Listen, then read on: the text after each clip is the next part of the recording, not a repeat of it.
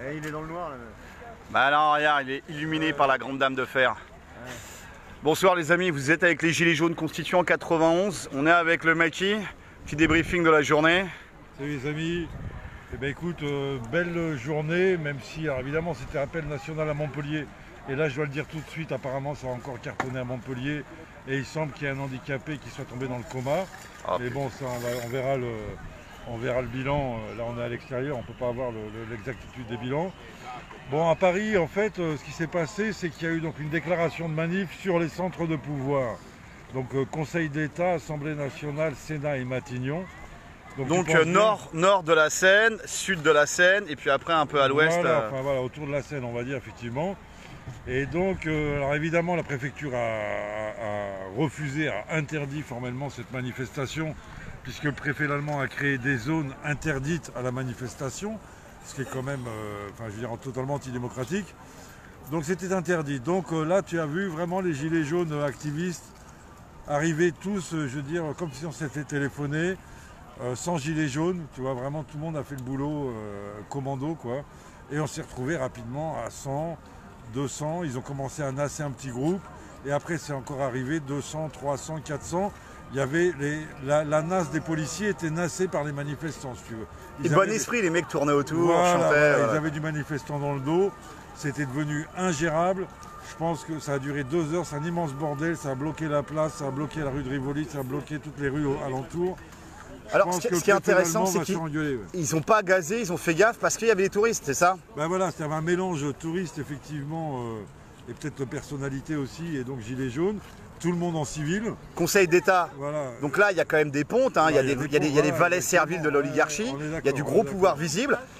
Ils n'ont pas gazé parce qu'ils pouvaient gazer les leurs. Ils ne savaient pas du tout ce qu'il y avait.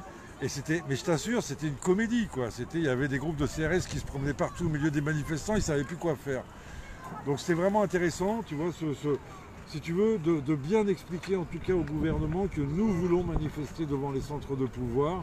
Voire dedans, ou pas. Dedans, voilà, on essaiera. Et je veux dire, bon, les Bastilles Républiques, c'est bien, il faut le faire. Et pourquoi pas, mais ça les fait pas chier, ça les fait pas chier. La CGT a fait ça pendant 40 ans. Elle a amené des bus, elle débarquait les mecs, ils avaient bu, il y avait des confettis, des merguez, après les remettre dans les bus. Voilà, oh, on a bien lutté les gars, non. Voilà. Tant que c'est de la manifestation contrôlée, on n'en veut pas. On en a marre d'être nassé avec les nasses mobiles. Donc il faut aussi, on dénonçait ça aussi aujourd'hui. Et donc on s'est pointés tous dans une zone interdite. C'est quand même incroyable en démocratie.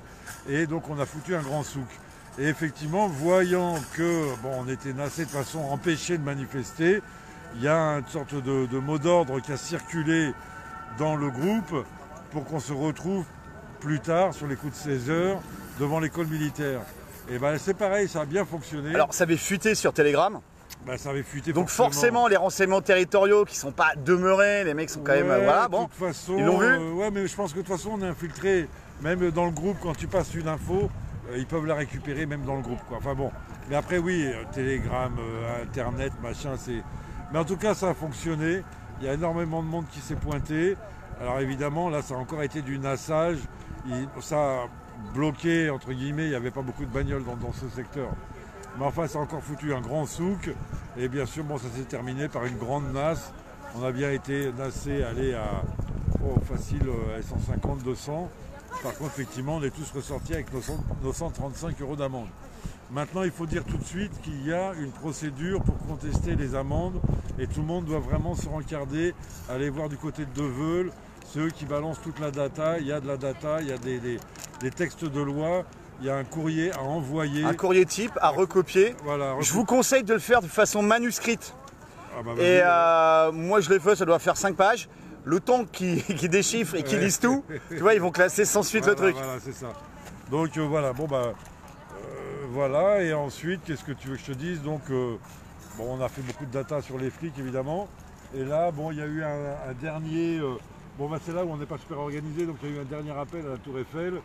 Et là, tu vois, on en a rencontré 3, 4, 5, mais ça y est, c'est la nuit, à mon avis, la journée est terminée.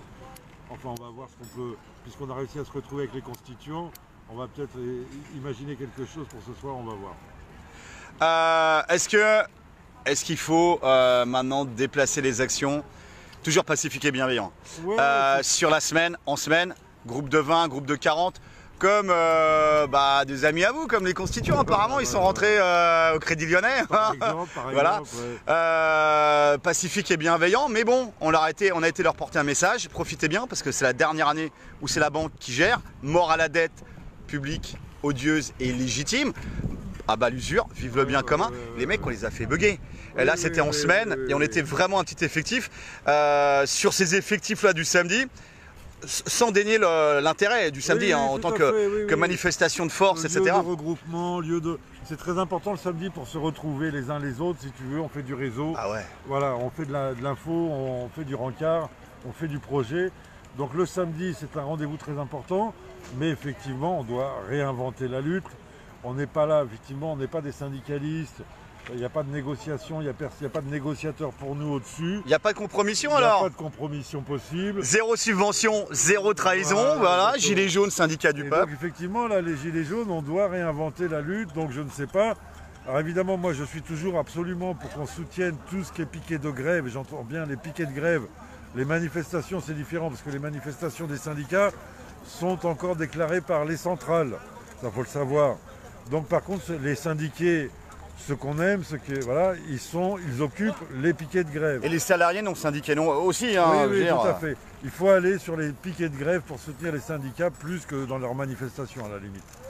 Et sinon, effectivement, nous, Gilets jaunes, on doit prendre nos responsabilités autant qu'on peut, parce que je sais qu'il y en a beaucoup qui travaillent en semaine, hein, mais nous devons faire des micro-intrusions, des micro-opérations, comme ça s'est beaucoup fait les dernières semaines, là, hein, pour chasser les élus, pour chasser les candidats. Et ça c'est en soirée, hein, c'est à 19h, 19h30. Voilà. Là normalement on a fini de taffer. Exactement. Normalement on a la maison, hein, il y a la soupe. Peut-être qu'il y a des opérations près de chez vous. Tu manges un bon coup, tu prends ta douche et tu vas te rencarder dans ton quartier. Va sur Démosphère, bon, non mais sur les réseaux ça circule. Aurore Berger hier, ils ont été lui porter la parole des violences policières. Exactement. Non mais ce que je veux dire, sur Démosphère, il y a plein d'AG aussi de syndiqués. Il faut les soutenir absolument, hein, même si c'est chiant. Voilà, c'est pas forcément notre truc à nous Gilets jaunes, mais on doit leur dire qu'on est là absolument, on doit leur dire qu'on les soutient, qu'il faut qu'ils ne lâchent rien, et on doit les emmener évidemment vers des revendications plus importantes que cette histoire de destruction du projet des retraites. Et on le sait, hein, qu'il y a déjà beaucoup de syndiqués qui nous ont rejoints depuis le 17 novembre, mais tous les jours de plus en plus, quoi. Alors ce qui est marrant, c'est qu'en AG, on fait beaucoup d'AG, nous en tant que Gilets jaunes, constituants, on va en AG, on est confronté à des mecs en fait de l'administration de la CGT, hein, qui essayent de faire tourner en rond les grévistes en fait, les faire tourner en rond, surtout rester à l'écume des choses, surtout pas les causes. On parle surtout pas de la dette illégitime, non, la création monétaire. Oh c'est trop compliqué, on parle pas de ça les gars, hein. On veut juste plus de chaînes en fait, une plus grande longueur de chaîne, tu vois. Cette mentalité là, c'est mort. On va au clash avec les gars, toujours pacifiques et bienveillants mais très fermes, hein. Expliquant bien, la CGT elle n'a pas de leçon à nous donner. Exactement. Après les coups de pute qu'ils ont fait à Étienne Chouard, ils n'ont aucune leçon à nous donner. D'autre part, ces mecs-là, ils sont payés par la structure étatique au niveau des subventions, au niveau de la Commission européenne via la Confédération européenne des syndicats. En plus, on sait très bien que derrière, il y a des mecs, il y a de la grosse magouille au niveau des comités d'entreprise. Les mecs sont corrompus. C'est Élise Lucet qui avait fait le reportage sur les caisses noires de la CGT, les fromages. Les mecs, ils arrivaient à te facturer, ils ont des châteaux les mecs, hein, ils arrivaient à te facturer des verres en plastique jusqu'à 19 € l'unité. Tu vois les magouilles. Et en fait ça, mais c'est su ça. Et en fait, il laisse la corruption indirecte, il laisse les mecs faire cette corruption-là pour les tenir. Tu vois, pour qu'ils ferment leur gueule finalement. Oui, ça devient une sorte de club de copains, mais qui se disent. C'est un club de coquins, un club d'enculés, mais c'est pas des copains. C'est pas des copains. Ils essayent de le gérer comme ça. Et effectivement, ils coincent donc les syndiqués dans la compromission. La compromission et même justement dans le logiciel de la lutte purement sociale, alors que là on est passé évidemment à une crise politique et ils doivent s'engager dans la lutte politique pour faire tomber Macron, pour faire dissoudre l'Assemblée nationale, pour faire péter ce système. Pourquoi? Parce que de toute façon leur retraite, même s'ils gagnaient aujourd'hui, si ce système reste intact, dans 3 ans on la réenquille d'une autre manière la retraite. Donc ça ne sert à rien. Alors, si tu veux, il faut passer un cap au-dessus. Voilà. Alors, on a été chercher, nous, Laurent Berger, on a réussi à le trouver, c'était un soir, il faisait une réunion dans un endroit jésuite avec sa copine, il se tutoyait avec la présidente de Caritas, c'était le Secours catholique français, où c'est avant tout apparemment, hein, comment la dame parlait des pauvres, c'est avant tout, c'est pas des chrétiens, c'est avant tout des bourgeois, qui se donnent bonne conscience en étant chrétiens derrière. Il parlait des gilets jaunes, mais il n'y avait pas de gilets jaunes invités, donc on s'est invité avec les collègues. On leur a parlé, on leur a expliqué certaines choses. En fait, ils sont auto-intoxiqués par la propagande des grands médias. Ils bug complètement, ils nous prennent pour des cons. Ils pensent qu'on n'a pas d'alternative, qu'on est juste dans la destruction et la critique pure et simple. Mais pas du tout, les amis. Non, mais les syndicats, forcément, il faut bien comprendre que les centrales syndicales n'ont pas du tout apprécié de se faire déborder par les gilets jaunes. Si tu veux, les gilets jaunes auraient dû, entre guillemets, pour eux, rejoindre les syndicats et rentrer dans la compromission. Mais si on a les taux de syndication les plus bas d'Europe, c'est qu'il y a peut-être une raison. Ben voilà, c'est ça. C'est peut-être que c'est les mecs, c'est les sociotraites. C'est que les centrales, elles n'ont pas apprécié qu'il y ait ce grand mouvement populaire. Leur échappe. Là, ils n'ont pas contrôlé, ils n'ont pas vu arriver. Ils ont été débordés par leur gauche, par leur droite, par tout ce que tu veux. Et donc aujourd'hui, ils font le travail des agents de crise, de faire semblant d'être en lutte, mais de casser les meilleurs... les meilleures volontés, les meilleures initiatives. Voilà, les gilets jaunes. Et donc ils essayent absolument de rompre les liens avec les gilets jaunes, mais ce qu'ils n'arrivent pas à faire au niveau de la base, hein, évidemment. Alors il y a un truc à voir, c'est au niveau des centrales, eux ils en vivent de ce système. Donc ils n'ont pas intérêt à le casser, à le changer. C'est comme le père Mélenchon ou la mère Le Pen, ils en vivent de ce putain de système. Mais attends, ils sont à combien? 30 000, 20 000 euros par mois? Ouais, je sais pas. Ces politiciens cumulards, sénateurs, trucs-muches, etc. Les mecs, ils en vivent très bien de ce système-là. Même quand tu es un ouvrier, que tu fais un boulot difficile, et que le syndicat vient te chercher et qui va te dire bon maintenant tu vas être cadre, tu vas toucher 3 000, cadre syndical, tu vas toucher 3 000 ou 4 000 et tu bosseras plus. Bon ben le mec il plonge. Tu vas être détaché en fait de l'entreprise. L'entreprise pour participer à la centrale syndicale. Donc le mec il suit et il va essayer de maintenir évidemment son casse-croûte. Parce qu'il ne gagnera jamais autant en allant travailler. Bon, c'est humain aussi, mais là en fait ça manque de structure. La morale aussi est humaine. Il y a un moment et ça plante tout. Hein. Voilà. Il y a un moment où choisir c'est humain. Et donc faire le mauvais choix c'est humain, mais faire le bon choix aussi c'est humain. Il est jamais trop tard. T'as un appel pour les gamelleurs des centrales syndicales? Du mea culpa, Non, enfin encore une fois, c'est ce que je dis aux flics. Heureusement que les gilets jaunes vont triompher, parce que si c'est vous qui triomphez, ça va être une France de merde. Et donc voilà quoi, tu vois, c'est tout. C'est ça quoi, c'est à eux de se rendre compte quelle France ils veulent pour 5 ans, pour dans 10 ans, je veux dire, dans 20 ans.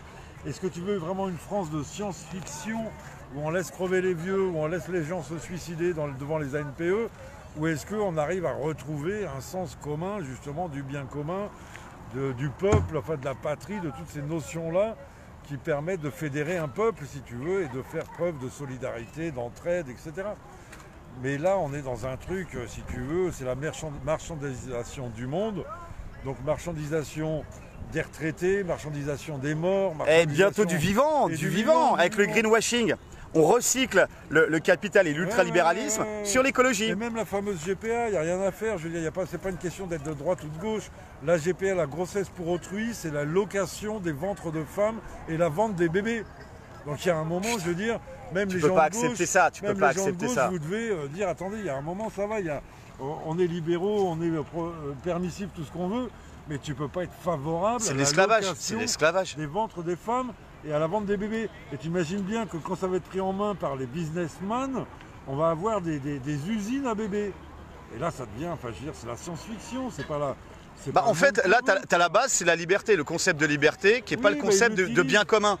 Parce qu'en fait, c'est la liberté. Attends, le concept de liberté, derrière les esclavagistes, c'était au nom du concept de liberté, tu vois, qu'ils étaient esclavagistes. J'ai droit de faire ce que je veux, tu vois. J'ai la libre entreprise, donc de mettre des mecs en esclavage. Voilà, enfin bon, là, effectivement, mais là, c'est le mensonge, encore une fois, la manipulation du discours par les mecs qui sont en train de te trahir. Mais malgré tout, la liberté des uns s'arrête là où commence celle des autres. Donc normalement, si tu veux, l'esclavagiste, sa liberté de te rendre esclave, elle s'arrête justement à ta liberté de ne pas être esclave. Donc c'est voilà, je veux dire, leur discours là, c'est de la bouillie pour les chats comme on voit à la télévision. Mais non, voilà, la France a été vraiment porteuse de grandes idées, d'énormément de culture, enfin voilà, la guerre des idées, le monde entier regarde la France pour ses idées, etc. Aujourd'hui, c'est devenu de la merde, justement, à cause de ces élus, à cause de cette opposition contrôlée et à cause de ces flics qui ne veulent pas comprendre que vraiment il y a une différence entre servir la République et servir cette merde. Alors, c'est servir des institutions et servir le peuple. Il y a deux choses différentes. Normalement, voilà. Les institutions, elles peuvent être dépassées. En tant que telles, elles ne servent qu'à encadrer en fait la marche vers le bonheur. On est tous là-dessus, voilà. Sûr, oui, justement. Et elles peuvent être dépassées, les institutions, et on peut les changer. Absolument, absolument. Et la Constitution, encore une fois, c'est... Ça a été changé quand même depuis la Révolution 17 fois, la Constitution. Il y a eu 17 régimes successifs. Donc ils s'accrochent pas trop à leur République des copains et des coquins, cette République de banquiers, là, si tu veux, parce qu'elle va pas tenir. L'équipe qu'on a là depuis Sarkozy, c'est qu'ils changent la Constitution une fois tous les 6 mois. Ils te raccrochent des lignes, etc. Sans référendum surtout. Hein. Ah oui, ça c'est important. Référendum, tu peux pas de toute façon. Parce que la dernière fois. Tu peux pas inscrire l'impunité des élus dans la Constitution et faire voter par référendum. Hein, ça passera jamais. Donc effectivement, c'est la base. Il faut toucher à la Constitution. La première des choses qu'il faut faire, c'est retirer cette putain d'impunité pour que tous les élus des 50 prochaines années soient tenus par l'école. Par le col, pardon. Et des comptes à rendre. Comme les juges en fait. Voilà, tiens, à propos de justice, Stan Mayo. Comme les ouvriers. Stan Mayo, t'as des nouvelles? Et donc Stan Mayo a été condamné à 4 ans de prison ferme. Donc ça a été confirmé. Bon, il avait 5 ans. Il a été jugé donc à 5 ans par contumace. Et donc il s'est exilé au Venezuela, ils l'ont rattrapé, etc. Et ils l'ont extradé en France. Et là, il vient d'être rejugé à 4 ans ferme. Alors son avocat a précisé qu'ils allaient faire appel. Voilà, bon, le témoignage que j'ai, c'est que ça c'est plutôt... c'est que Stan Mayo est un mec qui ne se dégonfle pas au tribunal. Voilà, à bon entendeur salut. Il s'est battu, il n'a rien lâché et il a été très bien soutenu puisque les gens qui sont venus pour assister, pour le soutenir à son procès, ont fait l'affront au juge de se lever quand Stan Mayo entrait dans la salle d'audience. Voilà. Donc voilà, c'est bien, ça aussi c'est un dossier qu'il ne faut pas lâcher évidemment. Et tiens, regarde, il y a peut-être une petite info quand même qui passe qu'il y a du gilet jaune sur la Tour Eiffel, il y a du flic là. Ah c'est bien, ça les fait courir. Il y a une camionnette de flics qui court encore, voilà. Dis-moi collègue, comment ça se passe avec le rempart jaune? Alors écoute, le rempart jaune, t'as vu, je suis toujours, c'est moi le vrai coupable.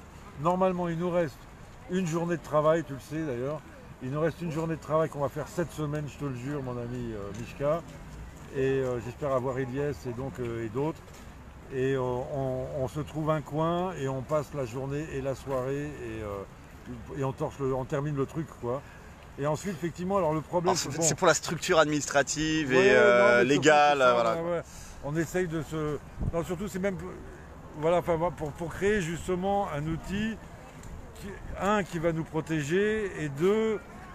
qui va nous permettre d'expérimenter justement le RIC et les choses comme ça, c'est-à-dire le monde qu'on veut, ce qu'on demande à l'État, si tu veux, pour nous gérer, on va le mettre en application, nous, pour montrer que ça fonctionne. Alors, c'est le référendum à l'initiative des adhérents. Pareil, voilà, tout à fait. Voilà, mais on pourrait éventuellement le généraliser au référendum à l'initiative des travailleurs. Et c'est très loin de ce que la loi El Khomri disait, puisque c'était à l'initiative des syndicats ou du patronat. Là, c'est à l'initiative des adhérents et par extension des travailleurs. Donc en fait, c'est un modèle. Ouais, tout à fait. Conceptuellement, c'est un modèle. Je te vois venir, c'est-à-dire qu'effectivement, le but du jeu, pourquoi pas te présenter un autre modèle de syndicalisme aux syndicats, aux syndiqués qui en ont plein le dos, si tu veux, voilà, aux syndiqués qui en ont plein le dos, qui ont vu qu'ils ont été trahis, qu'ils sont trahis et qui vont certainement chercher un autre mode d'organisation. Donc c'est pareil, est-ce que ça sera le rempart jaune? Peut-être, on verra avec le temps, parce qu'encore une fois, c'est le temps qui décide. Donc là, en tout cas, ce que je veux dire effectivement, c'est que le statut va être déposé là très bientôt, on le termine, voilà. Ensuite, on aura quand même la problématique de l'ouverture du compte en banque pour lancer réellement l'activité. Là, c'est encore compliqué puisque les banques peuvent te refuser de t'ouvrir un compte et dans ce cas-là, il faut passer par la Banque de France pour réclamer un droit au compte. Un droit au compte. Donc on y arrivera, mais ça va peut-être encore mettre, tu vois, plusieurs semaines, un mois pour obtenir le compte en banque et enfin être carré à tous les niveaux. Et une pensée à tous ceux qui sont encristés? Alors une pensée, ouais, vraiment à tous les blessés, à tous les prisonniers, c'est vachement dur, tu sais. 1 mois, 2 mois de prison, déjà, c'est dur. tu tournes en rond, tu sais pas ce que tu fais là. T'en as compris 6 mois, t'en as compris 1 an, 2 ans, 3 ans, jusqu'à 5 ans. On pense à Jean-Michel, là, il a pris pour 12 mois. Jean-Michel, votre collègue, là, il a pris pour 12 mois. Et les plupart, c'est vraiment, ils prennent la prison parce qu'ils ouvrent leur gueule, c'est tout. Tu vois, et ensuite, t'énerves un flic, donc il te saute dessus. Mais c'est outrage. T'as strictement rien fait, tu te retrouves au trou. Alors que je rappelle, donc voilà, donc nous on se retrouve au trou. Stan Maillot, donc il y a un type qui a cherché à lutter contre la pédocriminalité, se retrouve au trou pour 4 ans. Les pédophiles prennent 6 mois avec sursis. Et alors, mais ils ont du réseau, ils ont du réseau. Je ne parle même pas des élus. Bon, à part Balkany qui s'est fait gauler par la bande, je veux dire, quand ils se niquent entre eux, voilà. Là, c'est quand les loups se mangent entre eux, voilà, Balkany s'est fait baiser par le groupe de Hollande. Hein. C'est le groupe Sarkozy qui s'est fait baiser par le groupe de Hollande. Ah, c'est de la vengeance politicienne, d'accord. La politicienne, ils préparent les élections prochaines, donc ils se font des coups de pute. Mais sinon, un élu, jamais, si tu veux, les élus. Tu remarques d'ailleurs, en général, quand un élu se fait condamner, c'est toujours à moins de 2 ans. Donc tu rentres dans le cadre de la peine aménageable. Et ensuite, ça se passe dans le bureau d'un juge des applications des peines. Le mec, il paye ou il prend un bracelet. Il y en a qui se retrouvent en toute opacité, et ça tombe, les mecs sont dans la même loge, en fait. Mais exactement. Ça se, Oups, je l'ai dit. Voilà. Voilà mon avis. Voilà les amis, alors on n'est pas complotistes, on essaie juste de comprendre et de tirer en fait les fils à partir des conséquences qu'on expérimente tous. Et bah essayer d'identifier les causes. Voilà les amis, mort à la dette à bas l'usure, vive le bien commun. Filme les petites tours Eiffel aussi des Chinois. Des Chinois. Ah, il y a le plateau, c'est bon. C'est l'activité principale autour de la tour Eiffel, c'est assez hallucinant. Hein. Et alors je vois, c'est très marrant, Donc tu vois les Africains, il n'y a que des Africains qui vendent. Donc déjà tu sens que c'est un boulot de merde, hein, parce que si c'était un boulot qui rapportait de l'argent, il y aurait des blancs. C'est que les Africains, tu leur demandes, ils n'ont pas de papier. Et donc les mecs, tu as vu leur petit carton, ils le remballent tout de suite en 1 minute, en 30 secondes, dès qu'ils voient les flics arriver, et ils reviennent. Donc c'est encore l'inefficacité des flics. Encore le préfet allemand, il est encore une fois de plus nul à chier. Voilà. Mais bon voilà, c'est parce qu'il il a foiré ses... Mais il est occupé avec les gilets jaunes donc... Voilà, mais il est nul même avec les gilets jaunes si tu veux, ça fait 1 an et demi de répression, ça marche pas, on est toujours là, on est de plus en plus nombreux. Alors avec sa petite tête et sa grosse casquette... Il peut interdire des secteurs, on y est quand même, enfin il n'y arrive pas tu vois. Là je pense que l'histoire de cet après-midi à Palais Royal, il va être fâché, donc il va sanctionner les commandants, parce que je t'assure, les mecs ils étaient incapables de gérer la foule. Et après lui aussi il se fera engueuler quoi. Donc tu as un message pour les commandants de venir contacter le maquis et pour monter une cellule de résistance à l'intérieur de la structure policière. Vous êtes des Français les mecs, n'oubliez pas. Si on triomphe, voilà, je recommence, si on triomphe, il y aura une France sympathique. Si ce sont les flics qui triomphent, il y aura une France de merde. Alors si c'est la finance qui, au final... C'est ça, voilà, c'est ça. Non mais les flics protègent un système mais qui n'imagine même pas. Il y en a un qui se suicide tous les 3 jours, donc ils le vivent quand même ce système-là. Ils devraient le comprendre. Mais ils ne le comprennent pas, il y a 15 000 suicides par an, on n'a pas le chiffre des personnes âgées qui meurent de faim en fin de... Et les agriculteurs. Voilà, c'est du délire quoi. Donc les flics, là tu vois des types... on comprend pas, on les comprend pas. On essaye de leur parler, parfois gentiment, parfois on les engueule parce qu'on en a marre quoi. En tout cas, fier d'être gilet jaune, on s'est levé pour la dignité, pour la vérité. Gilet jaune un jour, gilet jaune toujours. On a toujours, faut toujours avoir son gilet jaune, tu vois, dans son double fond. C'est un malin le mec. Voilà. Et de cette façon, voilà, vous êtes toujours prêt pour faire une opération. Tu vois. Voilà, quand il faut, c'est comme ça qu'on s'est retrouvés, voilà, dans le TGI, à manifester avec les avocats, alors que c'était pas prévu. Mais on était plusieurs à avoir toujours notre gilet jaune sur nous. Donc voilà. Laissez rien passer sur les vœux, là, sur c'est le moment, toutes les campagnes municipales, etc. Les laissez pas dormir en paix, toujours pacifique et bienveillant. Il y a les campagnes municipales, là, et je sais encore une fois qu'il y a les syndiqués de base qui sont aussi à fond dans cette action-là, de faire des intrusions. Sur la base, il n'y a pas de problème, on fonctionne très bien ensemble si tu veux. Ouais. Et donc voilà, faut rien lâcher, c'est vraiment une lutte légitime, urgente. C'est une crise sociale, on n'est pas là pour s'amuser, c'est une crise sociale qui s'est transformée en crise politique et qui même, à cause de Macron, se transforme maintenant en crise de régime. On ne croit plus en la République, ça devient du délire, ils pètent tout quoi. Et l'histoire et nos enfants nous jugeront, voilà. Absolument, on lâche rien les amis. Force et honneur les gars, et montez des équipes.